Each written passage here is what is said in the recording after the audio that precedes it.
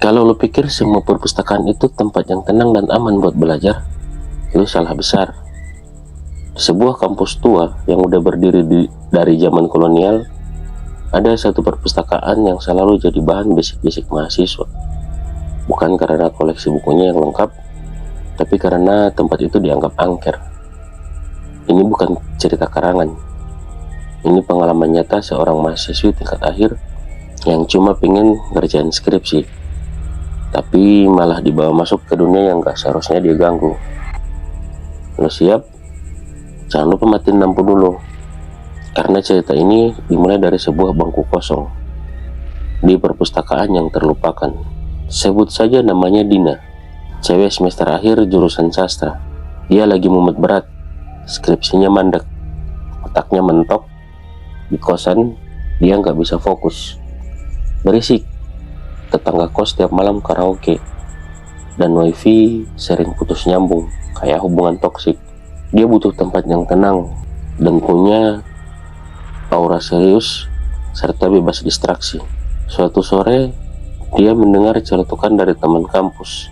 Lo pernah ke perpustakaan lama di Gedung Timur? Sepi banget, tapi katanya sih agak seram. Dina langsung nyamber. Serem apaan sih? Paling juga cuma gelap doang. Temannya cuma ngangkat alis. Lo coba aja sendiri. Karena nekat dan kepepet, sore itu juga Dina jalan ke gedung tua itu. Bangunannya antik, pintunya tinggi dan berat. Banyak jendela kayu tua yang udah pada ngelupas catnya. Begitu masuk, hawa lembab langsung nyambut. Bau buku tua dan kayu lapuk menyelimuti ruangan. Sunyi banget, gak ada siapa-siapa. Cuma suara langkah Dina yang bergema di lantai kayu tua. Rak buku tinggi-tinggi. Cahaya lampunya kuning temaram kayak lampu remang-remang di rumah nenek. Dina memilih duduk di pojok, dekat jendela besar. Pas banget buat nulis. Suasana sepi bikin pikirannya fokus. Beberapa jam pertama mengalir dengan lancar. Ide ngalir, paragraf demi paragraf tertulis rapi. Dina sampai senyum sendiri. Gila, kenapa nggak dari dulu ke sini? Tapi semuanya mulai berubah saat jam dinding tua berdentang 8 kali.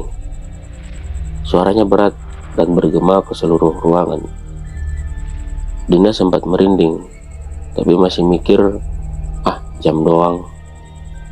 Lalu terdengar suara seperti ada rak buku yang digeser pelan. Dina mendongak, ada siapa-siapa. Mungkin angin, pikirnya. 5 menit kemudian buku jatuh dari rak sebelah. Dina melompat dari kursi. Dia jalan ke arah rak, lihat-lihat, kosong. Tapi buku yang jatuh itu terbuka, dan halamannya menunjuk ke satu kalimat aneh. Jangan ganggu aku saat aku sedang membaca. Dina merinding, tapi masih ngeyel. Ini mah kebetulan doang. Dia balik duduk, tapi sekarang suasananya beda. Angin dingin tiba-tiba berhembus dari arah yang gak jelas. Jendela ditutup rapat, tapi tiranya bergoyang pelan. Di kejauhan ada suara langkah. Dina nekat berdiri dan nengok ke lorong rak kosong.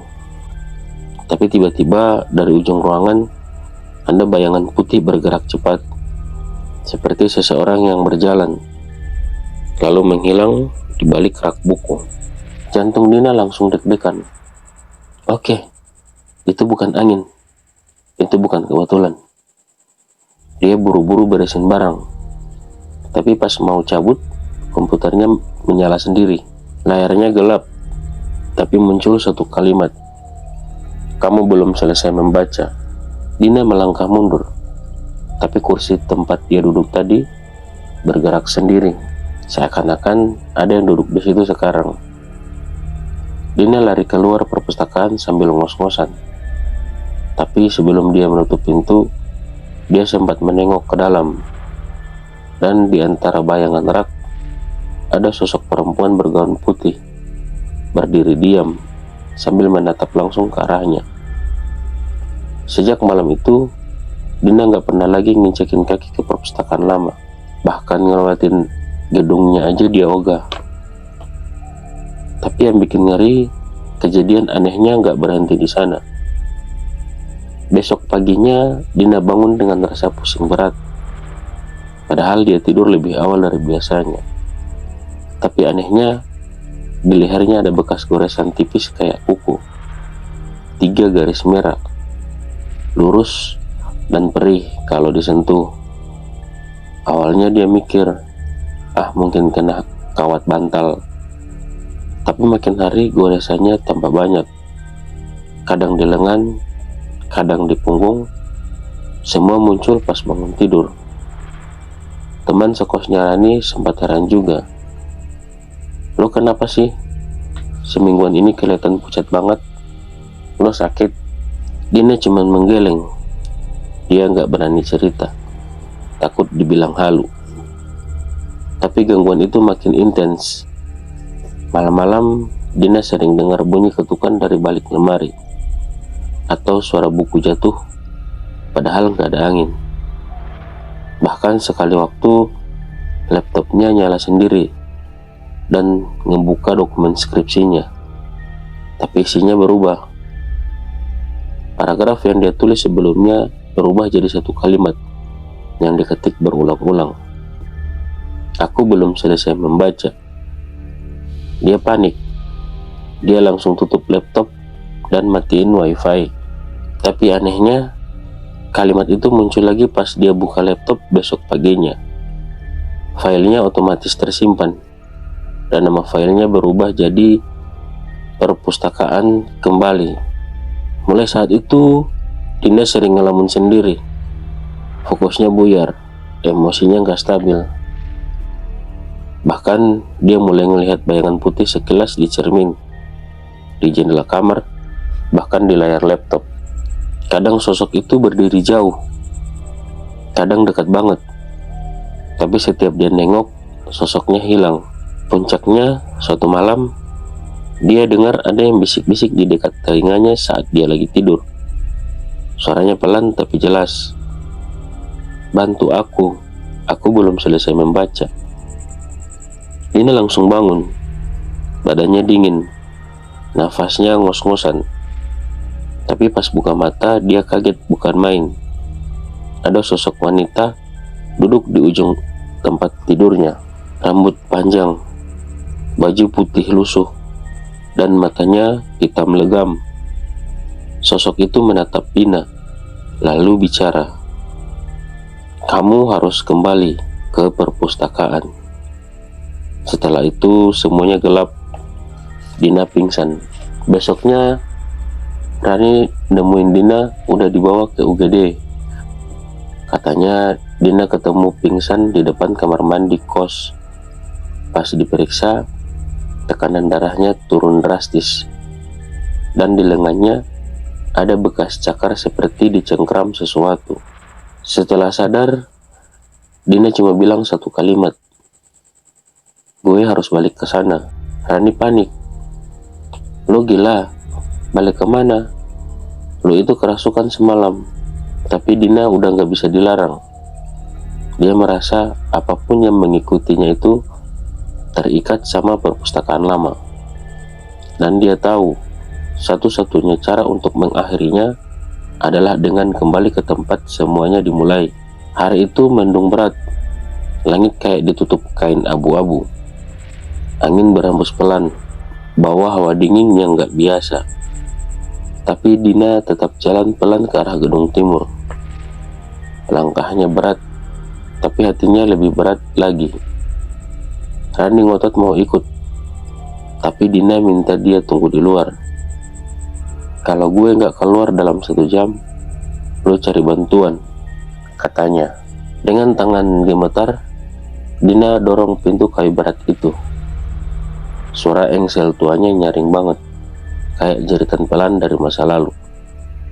Begitu dia masuk, suasana langsung berubah. Udara di dalam perpustakaan lembab dan dingin. Bau buku tua makin menyengat. Langkah Dina bergema pelan di antara rak-rak tinggi. Dia menuju tempat biasa dia ngerjain skripsi. Meja itu masih ada.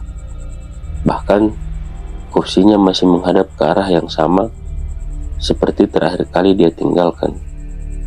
Tapi yang bikin bulu kuduknya berdiri, di atas meja itu ada satu buku yang terbuka. Dan bukan sembarang buku. Buku itu yang dulu jatuh sendiri dan nunjukin kalimat aneh. Dina perlahan mendekat. Tangannya gemetar. Pas dia sentuh buku itu, di halaman yang terbuka ada kalimat baru yang muncul. Kamu kembali, sekarang bacalah. Dina duduk perlahan. Tangannya nyentuh halaman demi halaman. Buku itu gak ada judulnya, gak ada nama penulisnya. Isinya cuma tulisan tangan dengan tinta hitam, seperti diari. Halaman pertama dimulai dengan tulisan, namaku Ratna. Aku penjaga perpustakaan ini sejak tahun 1981. Dina membaca pelan. Makin dia baca makin merinding. Diari itu bercerita tentang Ratna, seorang pustakawati yang sangat mencintai buku. Terlalu mencintai, sampai dia mulai merasa terikat dengan energi perpustakaan itu. Dia mulai ngelihat bayangan, dengar bisikan, dan lama-lama dia jadi gila. Tapi dia nggak pernah pergi, bahkan setelah dia mati. Tulisannya makin kacau di halaman-halaman akhir. Tinta belepotan, huruf-hurufnya acak, kayak ditulis dalam keadaan panik. Tapi satu kalimat di akhir sangat jelas. Aku belum selesai membaca, dan aku tidak bisa pergi sampai seseorang menggantikan posisiku. Dina mendadak pusing. Kepalanya nyeri, ruangan berputar. Suara-suara mulai terdengar. Bisikan, tangisan, dan bunyi buku jatuh bersahutan. Dari arah lorong, sosok-sosok bayangan mulai muncul, berjalan pelan mengerubungi. Dina berdiri cepat, tapi rak buku tiba-tiba bergeser sendiri, menutup jalan keluar. Pintu utama mengunci sendiri. Dia terjebak. Dari lorong tengah, Ratna muncul. Rambut panjangnya menjuntai, matanya kosong, dan tangannya menunjuk ke meja. Duduklah, lanjutkan bacaanmu. Kamu belum selesai. Dina mundur sambil menangis. Tapi Ratna terus mendekat. Langkahnya menyeret. Suaranya berbisik keras di telinga. Kalau kamu pergi sekarang, kamu akan membawaku bersamamu. Rak-rak buku mulai bergetar. Lampu berkelap-kelip. Suara-suara bisikan makin keras. Dina akhirnya duduk lagi dengan gemetar. Dia buka halaman selanjutnya. Tapi tiba-tiba semua berhenti. Hening total, gak ada suara, gak ada bayangan. Ratna pun menghilang. Dina pelan-pelan berdiri. Dia lari ke arah pintu. Ajaibnya, kali ini pintu bisa dibuka. Dia keluar, napas ngos-ngosan, mata sembab, dan langsung dipeluk Rani yang udah panik nunggu di luar. Lu ngapain lama banget? Lu gak apa-apa kan? Dina cuma bilang pelan dan gemetar, gue udah baca. Tapi itu belum cukup. Sejak saat itu Dina berubah. Dia gak pernah bisa jauh dari buku. Bahkan skripsinya ditulis dalam waktu singkat, dan hasilnya sempurna. Tapi dia jadi pendiam, tatapannya sering kosong. Dan kadang Rani ngelihat Dina duduk sendirian sambil baca buku yang gak ada judulnya, dengan halaman kosong. Beberapa minggu setelah Dina kembali dari perpustakaan angker itu, hidupnya terlihat normal, setidaknya di luar. Skripsinya selesai, ujiannya lulus. Bahkan dosen pembimbingnya sempat bilang, Ini salah satu karya terbaik yang pernah saya baca. Tapi buat Rani, teman sekamarnya, Dina bukan lagi orang yang sama. Dina mulai punya kebiasaan baru. Duduk di pojokan kamar sambil membaca. Tapi yang aneh, bukunya itu-itu aja.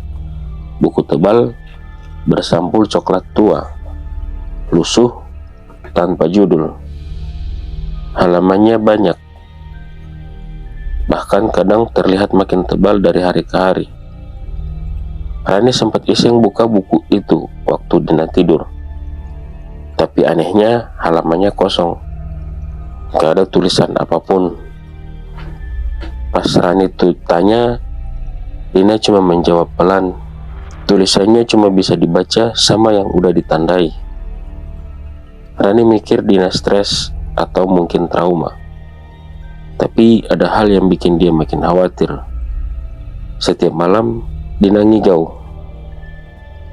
Kadang tertawa pelan, kadang ngomong sendiri. Dan yang paling sering, dia menggumam kalimat yang sama berulang-ulang. Aku belum selesai membaca. Aku belum selesai. Rani coba ajak Dina ngobrol. Tanya kenapa dia jadi kayak gitu. Tapi jawaban Dina malah bikin merinding. Aku harus terus baca.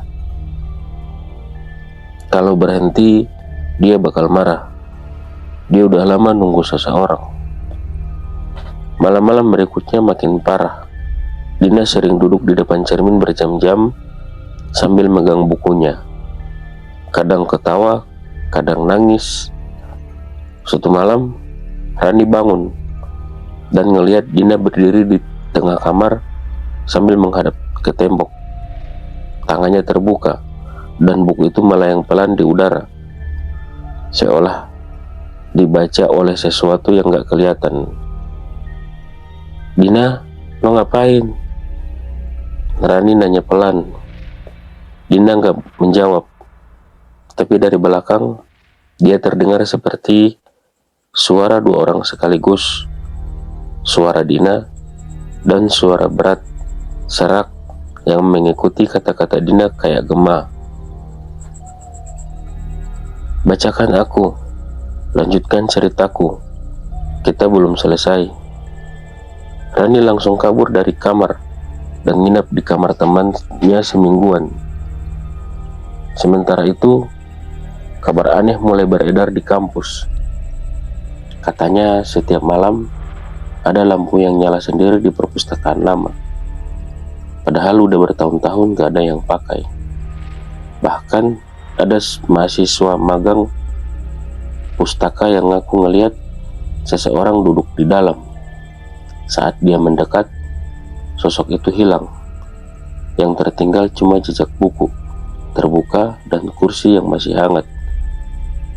Satu hal yang semua saksi lihat sama. Sosok perempuan berambut panjang duduk sambil membaca di pojok ruangan yang gelap. Dosen-dosen pun mulai curiga, tapi mereka diam. Mereka tahu gangguan di perpustakaan itu udah ada sejak lama, sejak Ratna meninggal dan mayatnya ditemukan terkunci di dalam ruang arsip sambil memeluk tumpukan buku dengan mata terbuka dan senyum kecil di wajahnya. Dan sekarang Dina seperti menjadi penerusnya. Rani yang makin ketakutan akhirnya mutusin buat ngundang orang pintar ke kosan. Tapi malam sebelum rencana itu terjadi, Dina menghilang. Kamarnya kosong, buku gak ada. Semua barangnya masih ada, kecuali satu, kursi tempat dia biasa duduk membaca. Dan yang bikin semua orang merinding, satpam kampus ngelaporin malam itu pintu perpustakaan lama kebuka sendiri. 3 hari, itu waktu yang dibutuhin buat Rani sadar. Dina beneran hilang. Dia udah ngelapor ke kampus, ke polisi, bahkan ke orang tua Dina. Tapi hasilnya nihil. Semua orang kayak bingung, harus mulai dari mana. CCTV kampus nggak ada yang bisa diakses. Filenya rusak, aneh banget. Bahkan penjaga malam bilang Malam itu tenang, gak ada siapa-siapa. Tapi Rani tahu, Dina kembali ke perpustakaan itu. Sore harinya, Rani memberanikan diri masuk ke gedung timur. Kali ini dia sendirian. Langit mulai gelap, angin menderu kencang, dan udara di gedung itu berat, kayak nyeret sesuatu dari dunia lain. Begitu masuk, suasananya langsung berubah. Gelap, sunyi. Rak-rak buku berdiri tegak seperti dinding-dinding tua yang menyimpan rahasia. Tapi Rani tahu harus kemana. Pojok kanan belakang, tempat meja tua itu berada. Dan ya, Dina ada di sana. Duduk, diam, membaca. Tapi ada yang aneh. Tubuhnya kurus banget. Rambutnya lebih panjang. Dan kulitnya pucat kayak nggak kena matahari selama berminggu-minggu. Buku di tangannya terbuka. Tapi dari jauh, Rani bisa lihat halaman-halamannya bergerak sendiri. Dibalik oleh angin yang nggak terasa. "Dina, lo ngapain? Ayo pulang," kata Rani pelan. Dina nggak menjawab, tapi matanya menatap lurus dan mulutnya berbisik. "Aku belum selesai." Dia belum selesai. Tiba-tiba semua rak buku berguncang. Satu persatu buku-buku terlempar ke lantai. Suara-suara seperti ribuan orang berbisik menggema dari dinding. Lampu menyala mati. Suara tangisan dan tawa bercampur jadi satu. Lalu dari bayangan rak belakang, Ratna muncul lagi. Tapi kali ini gak sendirian. Ada puluhan, ratusan bayangan lain di belakangnya. Semua berwujud orang-orang yang pernah membaca dan tidak pernah selesai. "Dia sudah menjadi bagian dari kami," kata Ratna pelan. "Dan kamu bisa jadi yang berikutnya." Rani panik. Dia mundur. Tapi tiba-tiba Dina berdiri. Tangannya terbuka. Dan untuk pertama kalinya dia bicara jelas. "Lari Ran, sekarang, sebelum dia masuk ke tubuhmu." Tanpa pikir panjang, Rani kabur. Dia lari sekuat tenaga keluar gedung.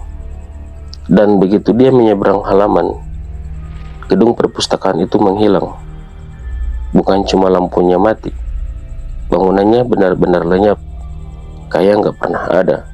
Bahkan besok paginya, waktu Rani coba balik, yang dia temuin cuma lapangan kosong dengan rerumputan tinggi. Seminggu kemudian, kampus resmi nyatakan Dina hilang. Kasusnya ditutup tanpa kejelasan. Rani akhirnya pindah kos, tapi dia nggak pernah cerita ke siapa-siapa soal apa yang dia lihat malam itu. Sampai suatu hari, dia terima paket tanpa nama pengirim.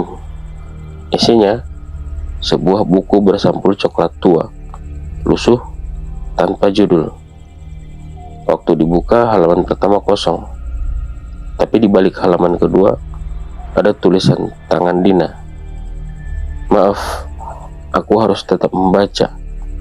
Jangan buka buku ini, kecuali kamu siap menggantikan aku." Dan sejak saat itu, Rani gak pernah bisa tidur tenang.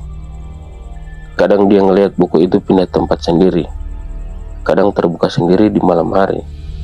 Dan kadang dia merasa seseorang sedang membaca bersamanya. Hati-hati kalau kamu nemu buku tua tanpa judul. Karena bisa saja itu bukan sekedar buku. Bisa jadi itu jebakan. Dan kamu cuma perlu buka satu halaman buat gak bisa keluar lagi.